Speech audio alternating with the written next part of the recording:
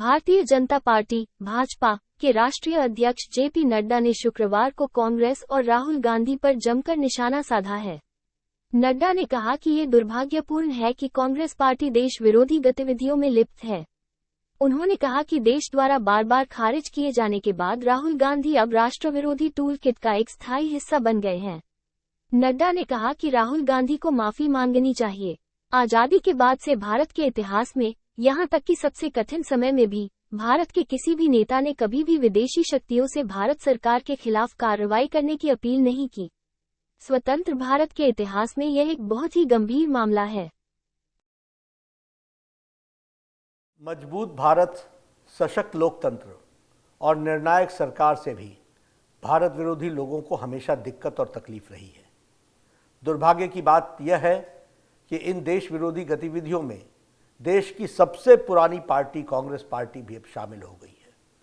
जनता द्वारा बार बार नकार दिए जाने के बाद अब राहुल गांधी इस देश विरोधी टूल किट का परमानेंट हिस्सा बन गए हैं। एक ओर आज भारत जहां प्रधानमंत्री मोदी जी के नेतृत्व में दुनिया की 5वीं सबसे बड़ी आर्थिक महाशक्ति बन रही है, वहीं जहां G20 की बैठक आज भारत में हो रही है, वहीं दूसरी ओर राहुल गांधी विदेशी धरती पर देश का अपमान कर रहे हैं, सदन का अपमान कर रहे हैं, देश की पूर्ण बहुमत से चुनी हुई सरकार का अपमान कर रहे हैं और देश के 130 करोड़ जनता का अपमान कर रहे हैं। ये देशद्रोहियों के हाथों को मजबूत करना नहीं है तो और क्या है। राहुल गांधी जी, आपने विदेश की धरती पर कहा कि भारत में लोकतंत्र खत्म हो गया है और यूरोप और अमेरिका इसमें दखल देना चाहिए। इससे शर्मनाक बात क्या हो सकती है। किसी दूसरे देश से भारत के आंतरिक मामलों में दखल देने की मांग करना भारत की संप्रभुता पर हमला है। मैं राहुल गांधी से जानना चाहता हूं कि यूरोप और अमेरिका को भारत के आंतरिक मामलों में दखल देने के लिए उकसाने के पीछे उनकी मंशा क्या है। विदेशी षड्यंत्रकारियों से मिलीभगत करके आप भारत की आर्थिक घेरेबंदी और सामरिक घेरेबंदी करवाने का प्रयास कर रहे हैं। स्वतंत्र भारत के इतिहास में विषम से विषम स्थिति में भी आज तक देश किसी भी बड़े नेता ने विदेश में जाकर के विदेशी ताकतों से भारत सरकार के खिलाफ कार्रवाई करने की आह्वान नहीं किया है। राहुल जी, आपको यह कृत्य स्वतंत्र भारत के इतिहास का सबसे गंभीर मामला है। इससे जनता को भारी आक्रोश है, जनप्रतिनिधियों में भी आक्रोश दिख रहा है। हर राष्ट्रभक्त सांसद इस समय अंदर से आहत है। राहुल गांधी, आपको देश के खिलाफ इस पाप के लिए देश की जनता से माफी मांगनी ही होगी।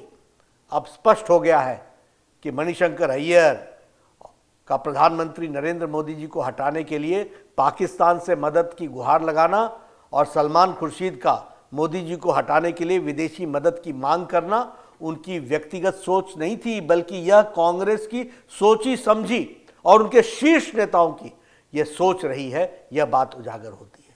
जिस इंग्लैंड ने हमें और हमारे ऊपर वर्षों तक शासन किया, उसी के सरजमीं पर जाकर राहुल गांधी ये कहें स्वयं भारत में विदेशी ताकतों से दखल देने की मांग कर रहे हैं, ये देश का दुर्भाग्य नहीं है तो और क्या है।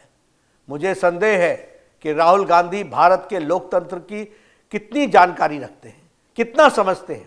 अच्छा होता स्वतंत्र भारत के लोकतांत्रिक इतिहास को यदि राहुल गांधी सही तरीके से पढ़ते और उन्हें पता चलता कि लोकतंत्र की हत्या किसने की है और लोकतंत्र की रक्षा किसने की है। राहुल गांधी जी, आप आपातकाल के इतिहास को पढ़िए।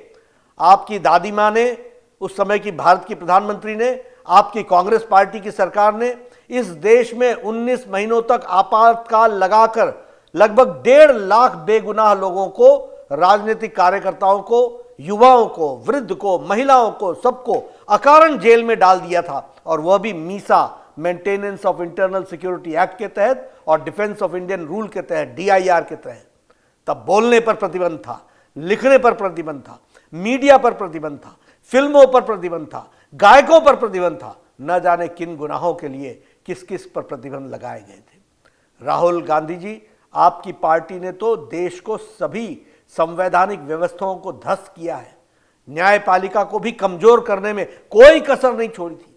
आपकी सरकारों ने लगभग 90 बार राष्ट्रपति शासन लगाकर चुनी हुई लोकतांत्रिक सरकारों को बेवजह बर्खास्त किया है। यह होती है लोकतंत्र की हत्या। राहुल जी, आपकी पार्टी के द्वारा जिस ढंग से आपातकाल को लगाकर देश के संविधान को समाप्त करने का प्रयास किया गया, उसका प्रतिकार इसी देश की जनता ने किया था। आपके शासन को उखाड़ फेंका था, किसी विदेशी ताकत ने नहीं। राहुल गांधी जी, आप विदेशी धरती पर भारत को बदनाम कर रहे हैं, जबकि आज दुनिया में भारत को सलाम कर रही है दुनिया। इटली के पीएम ने हमारे प्रधानमंत्री नरेंद्र मोदी जी को सबसे लवेबल पीएम कहा है। वर्ल्ड बैंक से लेकर आईएमएफ तक ने भारत के विकास गाथा की सराहना की है। जर्मनी के चांसलर ने भारत के विकास को अद्भुत बताया है। अमेरिका, फ्रांस, जापान, ऑस्ट्रेलिया, रूस, ब्रिटेन, यूएई, सऊदी अरब सहित तमाम देश प्रधानमंत्री नरेंद्र मोदी जी के नेतृत्व की सराहना कर रहे हैं। लेकिन राहुल गांधी जी, देश का अपमान आप कर रहे हैं। यह है राहुल गांधी की समझ। यह है राहुल गांधी कहते हैं कि भारत राष्ट्र नहीं बल्कि राज्यों का एक संघ है, जिसे राष्ट्र के रूप में भारत में विश्वास ही नहीं है। उसकी सोच पर क्या कहा जा सकता है?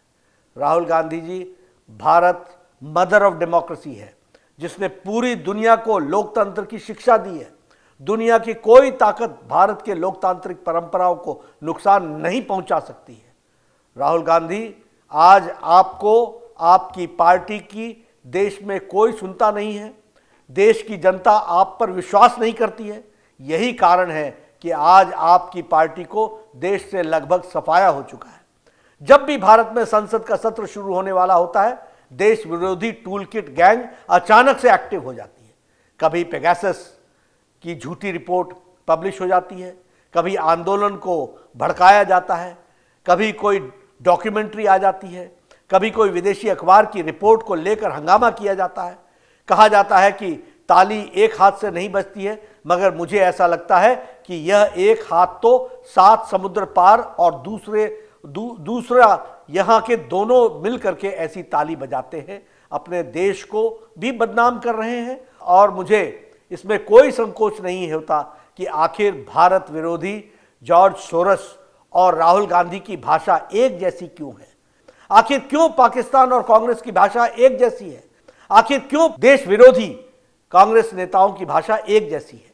विदेशी ताकतें भारत में को कमजोर और मजबूर गठबंधन की सरकार चाहती है, ताकि वे अपनी आवश्यकताओं के अनुसार अपने फायदे में सरकार का उपयोग कर सकें। भारत को कमजोर और डीप स्टेट का षड्यंत्र है, जिसमें कांग्रेस सहित तथाकथित लेफ्ट लिबरल्स मिले हुए हैं। पर इस देश के करोड़ों देशभक्त नागरिक कांग्रेस और विदेशी षड्यंत्रकारियों की इन मंसूबों को कभी कामयाब नहीं होने देंगे। राहुल गांधी, आपको देश के खिलाफ इस पाप के लिए देश की जनता से माफी मांगनी ही होगी। वीडियो देखने के लिए धन्यवाद। नई वीडियो की नोटिफिकेशन के लिए चैनल को सब्सक्राइब करें।